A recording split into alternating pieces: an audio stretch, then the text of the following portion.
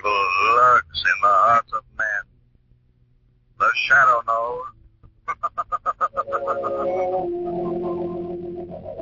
Once again, your neighborhood Blue Coal dealer brings you the thrilling adventures of the Shadow, the hard and relentless fight of one man against the forces of evil. These dramatizations are designed to demonstrate forcefully to old and young alike that crime does not pay.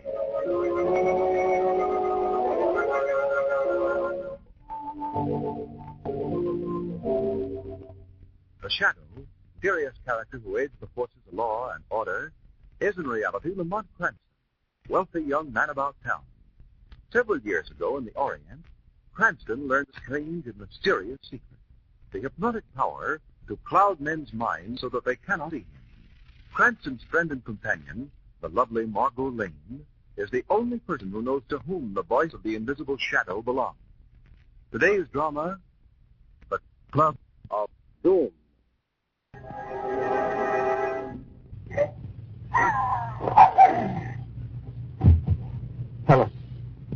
Helen. Good Lord. I killed her.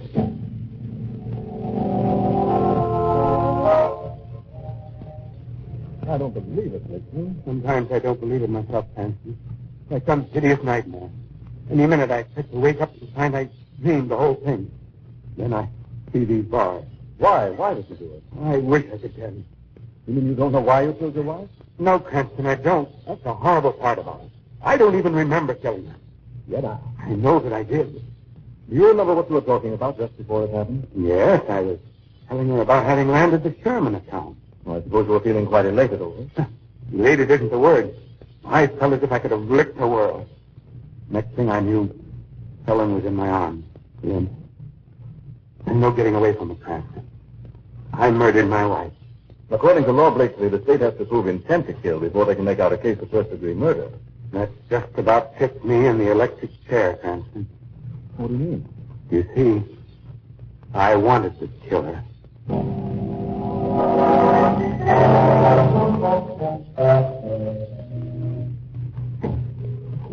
Well, I hope you didn't get a ticket, Treevy. No, Mr. Cranston. But I gotta admit, I was worried, I gotta admit. Parking in front of a jail ain't too healthy. Your mom had to make us. Did Blakely tell you anything? I'm afraid it looks pretty bad for him, Margaret. But, Lamont, it doesn't make sense. A man like Blakely just doesn't murder his wife for any reason. It just goes to show you. You can never tell a guy by his looks. Now, take what happened to me this morning. A guy tried to kill me, he tried. Kill you? Oh, who'd want to kill you, Stevie? I don't know who he was, Flame, but he sure didn't look like no killer. More like a lawyer he looked, or a businessman, maybe. Tell us what happened, Treevy. Well, it was like this, Mr. Cranston. I picked up this guy in front of the athletic club. The same one you and Commissioner Weston belong to. Have to go to Custer? I've been late for my appointment. Gee, I'm going as fast as I can without getting a ticket, mister. Well, what are you looking at me like that for? Anything wrong with me?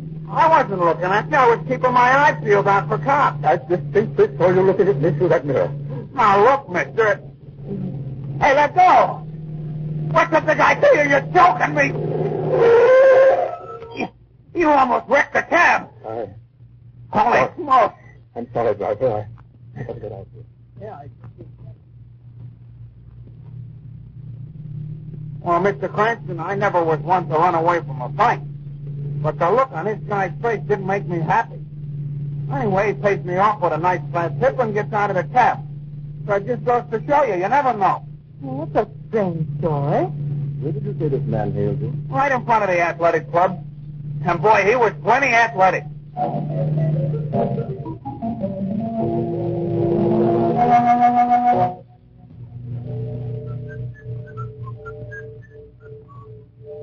Yes, that's funny. The light's on in Mr. Randall's office. I'd better see who's in there. Oh, sorry, Mr. Randall. I didn't know you was working late. Yes, I have to catch up on some work. It looks like it might rain. I'd better close the windows if you don't mind. Sure, go ahead. I won't be long. We've been getting a lot of rain lately, haven't we? Well, I won't be bothering you any longer. I've got to be making the rounds. Mr. Randall, what's the matter? Mr. Randall, you're choking.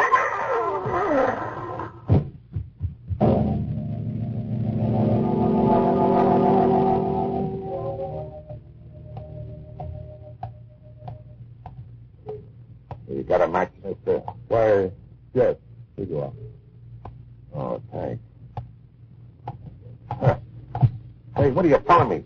I ain't done nothing. I only asked you for a match. I just wanted to... Hey, get your hands over me. What are you trying to do? Now, what are you going to do with that cane?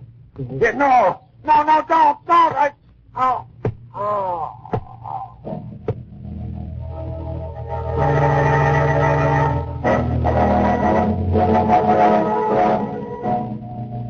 And now, ladies and gentlemen, I want to present our president, Gordon T. Shrewsbury. Thank you, Mr. Chairman. Friends, this is a big moment in my life, but it wouldn't be fair to let it pass without my giving credit to the man who has been the guiding hand behind our organization. I am referring to the gentleman seated on my right, my partner and best friend, Joe Osborne. Thank you, Gordon. Joe and I have been together for a long time. Oh, look, Sid. You graduated. We've had our ups. Why is he raising it? Down. What are you doing, Gordon? What are you doing?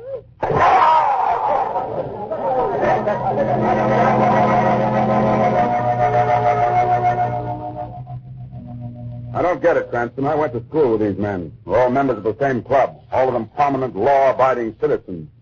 Suddenly they go berserk. One of them murders his wife. Another kills the night watchman. Third one clubs a hobo to death with his cane.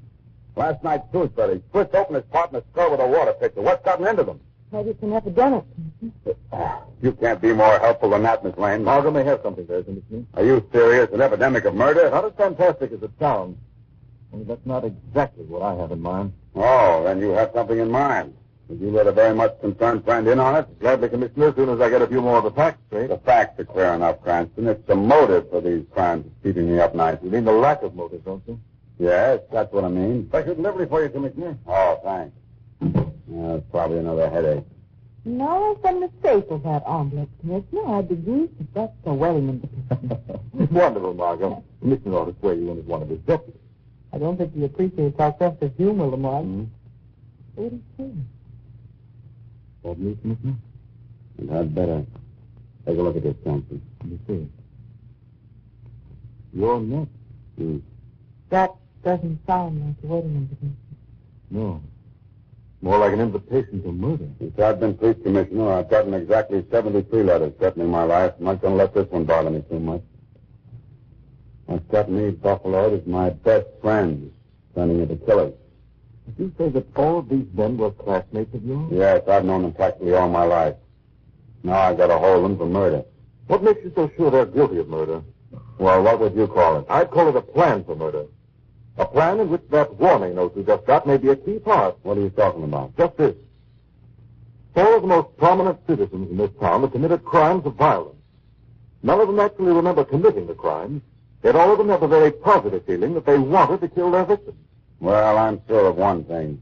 Those men aren't criminals. They could no more murder anybody than I could. That's exactly what I've been trying to tell you.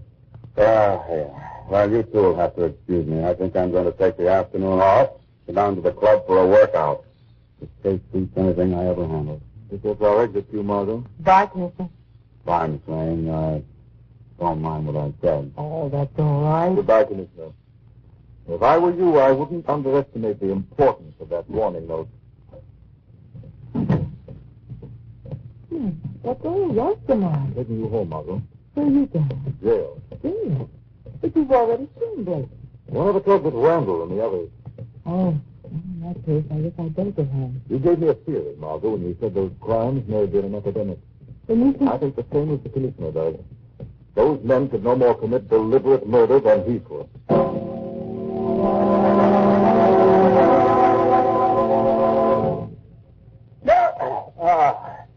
That's it. You got the kinks, eh, Commissioner? Yeah, that's fine, Joe. Thanks. I'll get the towel. Oh, never mind, Joe. Never mind. I'll get it. You've been walking around too much on that leg of yours. Ever thought of having an operator now? I'm afraid I'll have to let it go. It's gone too long now. You look worried, Commissioner. I am worried, Joe. If I can throw some light on these killings, I'm going to have to send four of my best friends to the electric chair. Yes, I've been reading about it in the papers. Read about those murders. They're all such fine men. That's been cabinet today, Commissioner. Oh, yes. Yes, you may as well give me the work. Yes. Well, boy, that feels good.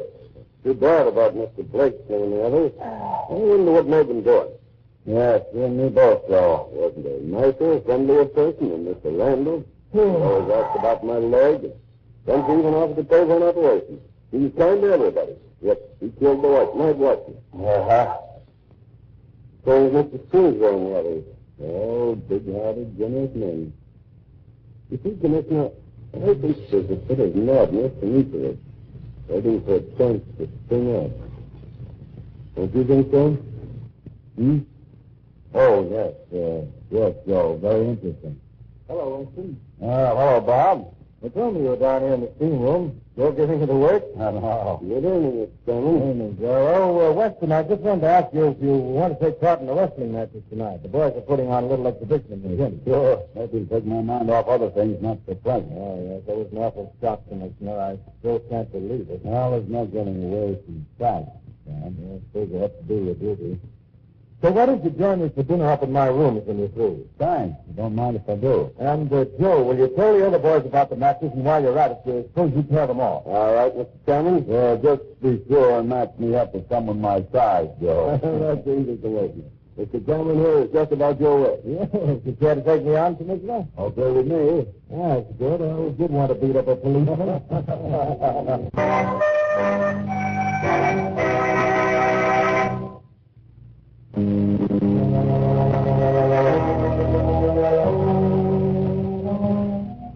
Suppose you tell me just how it happened, Commissioner. Horrible, Cranston.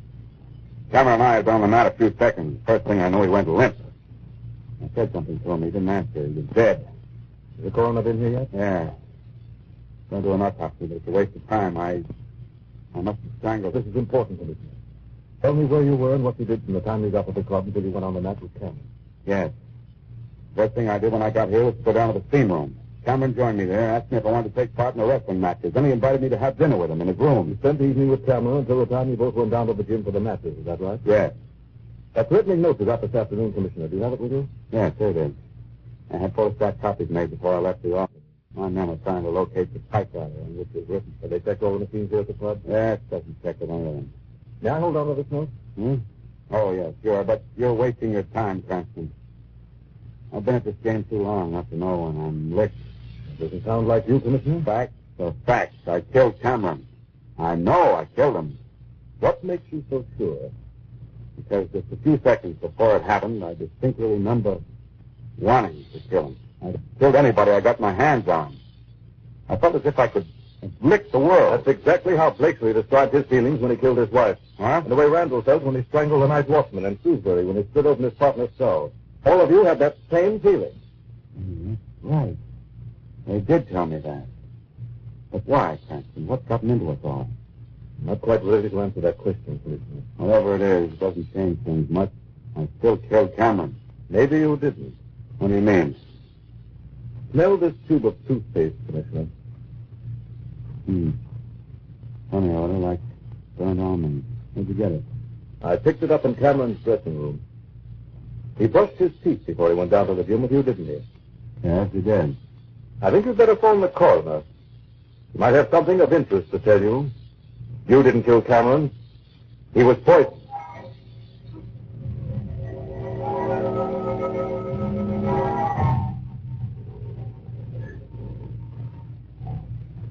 Hello. Hello. Mr. Cranston? Yes? You know a young lady by the name of Marco Lane? Yes, what's the matter? Has anything happened to her? She's been hurt. Where is she? She's in a private hospital.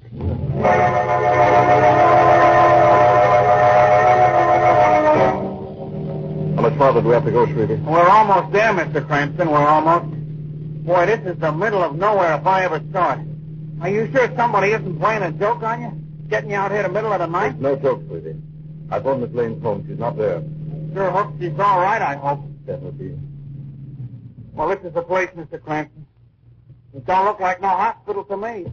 You wait here, Shrevey. Okay. But I hope you won't be too long, I hope. This ain't exactly a gay neighborhood.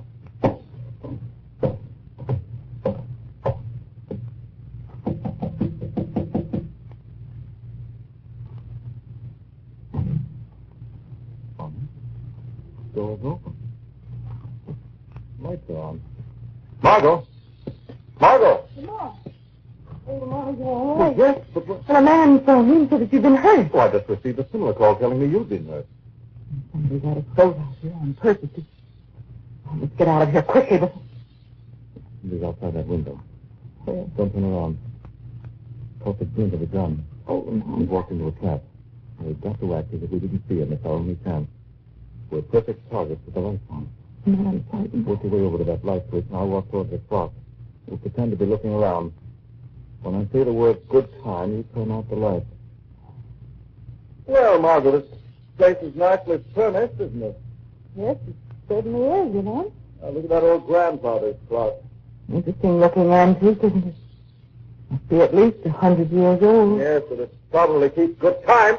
He's down there. I'm going after him. Oh, be careful, Lamont. Getting into a car. Mr. Cranston! Mr. Cranston! In here, sweetie. You all right, Margot? Mr. Yes. Cranston! I heard shooting, I heard. What's going on? Quick, let's get out to the cab. Maybe we can still catch him. I heard a car starting, but I didn't hang around to see which way it went when that gun started popping. I beat it right in here, I beat it. Oh, no point going on a wild goose chase. See what we can find in here. Turn on the light, Margot. Are you all right, Miss Lane? Yes, Susie, I'm more than a little scared. Do not you realize that we might both have been murdered just now? I'm afraid I was the intended victim. I You don't... and Trudy wait for me in the cab, Margot. Then have a look around this place. All right, Lamont, but please be careful. Our unknown friend didn't count on my coming out of this trap alive. That's an oversight likely to sit him right in the electric chair.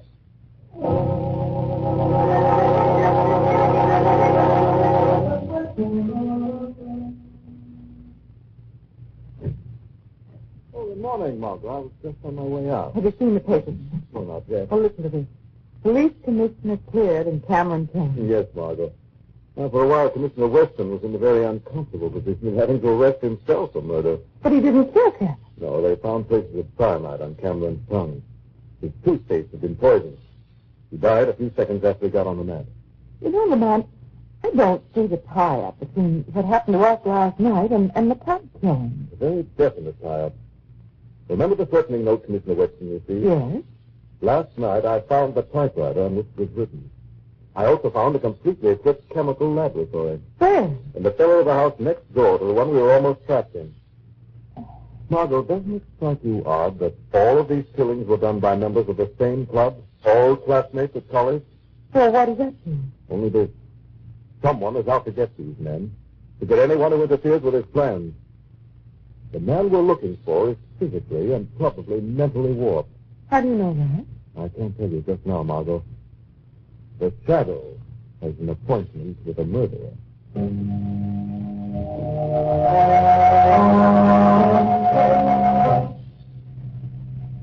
That's fine, Joe. Now, massage my neck a little to the left, eh? That's the spot. Only not quite so hard. Sorry, Mr. Drake. That better? Yeah, that's fine. Hey, you've got a bit much steam on, Joe. Right? Yes, I feel a little dizzy. I think I've had enough of the cabinet today. Oh, no, you haven't. Not half enough. Why, what are you talking about? I've been waiting a long time to get you into this steam box. Hey, what kind of a joke is this? Open the cabinet and let me out of here. Still don't understand, do you? Take a good look at me. Don't you recognize me? Why, no. Then maybe this will help your memory. At college, they used to call me Acid Raymond. Acid Raymond? The chemistry professor's prized pupil. Yes. None of you recognize me. It's been a long time since the night of the initiation. Well, why didn't you let us know what became of you? That whole affair was a terrible accident. A very unfortunate accident. Did you think you could make amends for my broken leg? Did you think your sympathy would cure my spinal injury? The doctor told me long ago I could never be cured. Ah, but money that you want... I don't want your money. I want your life, Drake. And the life of every man who was in on that initiation. Now, you must be insane. Maybe I am. He said that spinal injury might affect my mind. But I don't think it has. My mind has never been clear. I don't think it's hot enough for you in there, Drake. But I'll fix that. Joe, listen to me. Why do you think I took this job? Not for the glory of rubbing your thick hides? No. And every member of this club who was in on that initiation will pay with his life. Only you won't go the way the others will. You were the ringleader of the hazing. I've got a special way to take care of you. You're crazy, Joe. You'll burn for this. I'll burn. That's a good one. You'll burn, Drake. You'll roast alive in that steam box. Oh, no, he won't. That's his Raymond. Who's that? The steam. It went off by itself. No, it didn't, Raymond. The shadow turned it off. Somebody's Mr. Dollar there, Mr. Drake. Leave this room. I'll deal with that, Raymond. You won't get out of this room alive. Quickly, Mr. Drake. Out that door. Now, Joe Raymond. Who are you? The shadow. Shadow? What do you want with me? Confession of your crime. He can't prove anything. Nobody can. They did the killing. You can't get away from that. You convicted yourself, Joe Raymond. Confess that you injected those club members with a powerful drug while they were in the steam cabinet. A drug that gave them first a terrific physical energy and caused them to commit murder. Yes, I did. I did it. Killing them off was too easy. I wanted to pit one against the other, have them murder each other, kill their wives, everything they loved. At school, I majored in chemistry. I made good use of that knowledge. They never suspected when I rubbed the backs of their necks what I was massaging into their system. You chose the wrong path, Joe Raymond. You tried to wipe out the accidental wrong that was done to you with crime, but you can't get away with it. Oh, yes, I can. Because you won't live to tell on me tale, Shadow. There, Shadow. I've locked you in. I'm going to open all the steam valves, Shadow. The heat will take the skin right off your body.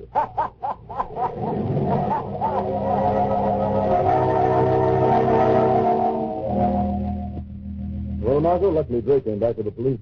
They thought Joe Raymond down and had to get away. But with all that steam, how did the shadow escape so quickly? The steam rises. By hugging the floor, it was possible to remain conscious for a good while. The police came none too soon. Lamont, what did the killer use? The drugs, Margot. Powerful mental and muscular excitement made from acacia bark.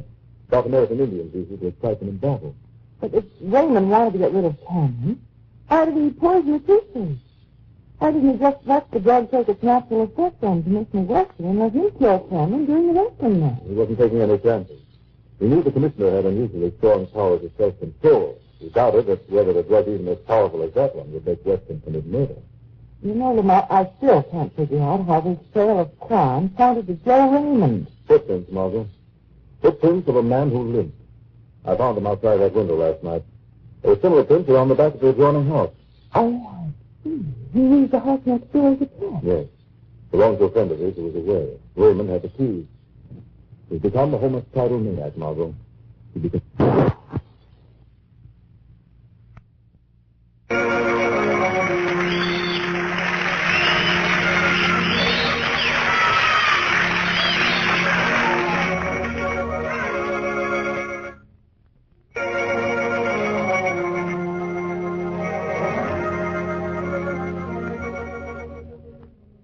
The Shadow program is based on a story copyrighted by Street and Smith Publications.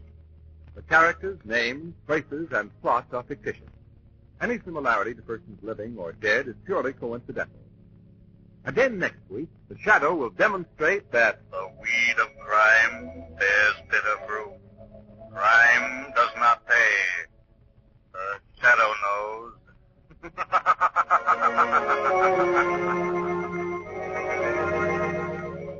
next week, same time, same station, your friendly Blue Coal dealer brings you another strange and thrilling adventure in the Shadow's daring battle against the forces of evil. Be sure to listen. This is Ken Roberts saying, keep the home fires burning.